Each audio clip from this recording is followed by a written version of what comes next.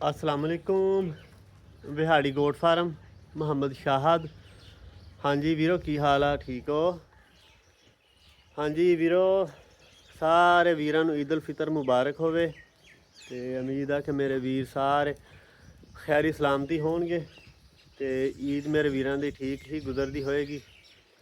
ते इस टाइम जिहड़ा है वा टाइम तकरीबन कोई ना 10 वज गए आ ਤੇ ਜਾਨਵਰਾਂ ਨੂੰ ਜਿਹੜਾ ਹੈ ਵਾ ਨਾ ਅੱਜ ਖਾਸ ਕਰ ਵੱਡੀਆਂ ਬੱਕਰੀਆਂ ਜਿਹੜੀਆਂ ਹੈ ਵਾ ਉਹਨਾਂ ਨੂੰ ਅੱਜ ਵੰਡਾ ਜਿਹੜਾ ਸੀਗਾ ਲੇਟ ਅੱਜ ਪਾਇਆ ਸੀਗਾ। ਇਹ ਮਾਸ਼ਾਅੱਲਾ ਜਾਨਵਰ ਆਪਣੇ ਜਿਹੜੇ ਹੈ ਵਾ ਫਿਲਹਾਲ ਵੰਡਾ ਖਾ ਰਹੇ ਆ ਤੇ ਵੰਡੇ ਤੋਂ ਬਾਅਦ ਜਿਹੜਾ ਨਾ ਇਹਨਾਂ ਨੂੰ ਪਾਵਾਂਗੇ ਖੁਸ਼ਕ ਲੂਸਨ ਚੱਲੇਗਾ। ਤੇ ਐਸੇ ਤਰ੍ਹਾਂ ਜਿਹੜਾ ਹੈ ਵਾ ਛੋਟੇ ਬੱਚਿਆਂ ਨੂੰ टाइम के नाल ही पाता सीगा वंडा, क्योंकि साढ़े अज ईद नमाज जी है वा 8 बजे का टाइम सीगा ते वो तकरीबन जिहड़ा है ना कोई 7 बजे बल्कि 6 बजे ही अज छोटे बच्चों बाहर कढ़ के ते वंडा उन्होंने पा दिता सीगा। क्योंकि वजह है क्योंकि बकरियां दी करी दी आ चवाई ते पहले तो जिहड़ा है वा सब तो पहले आके चवाई की तकरीबन कोई 5 बजे चवाई करके तो फिर बच्चों बाहर कढ़िया। इस तरह ही फिर कुरबानी वाले बकरे बाहर कढ़ दिता तो खुरली में पिया सी लूसन, जिहदी वजह तो फिर बकरियां जिहड़ा है वा ना वो वंडा नहीं पाया सी। असीं क्या चलो आके जिहड़ा है ना इन्हां नूं वंडा जिहड़ा पावांगे तो अलहमदुलिल्लाह हुण इस टाइम जिहड़ा वा बकरियां अपनियां माशाअल्लाह खा रहीआं वा वंडा।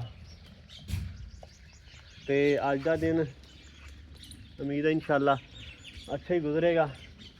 तो हुण ईद पढ़ के आ गए हैं, खाना शाना खा लिया वा तो हुण जानवरां नूं हुण रजाना वा शाम तक। तो इस तरह ही मैं वीरां नूं दिखा दिना वा दूसरे जो छोटे बच्चे जिहड़े है वा वो भी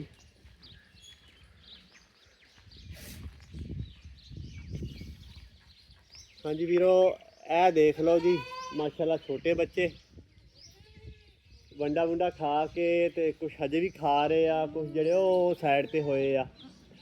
ते बच्चों जड़ा हुण ना आपां पा देना हैगा वा खुश्क लूसन, क्योंकि वंडा इन्होंने खा लिया होया वा।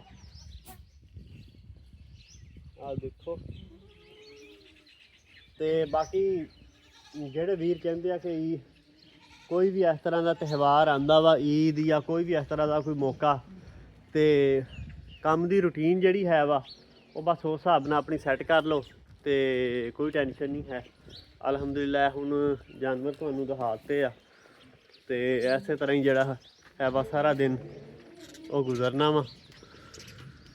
अल्लाह खैर करे।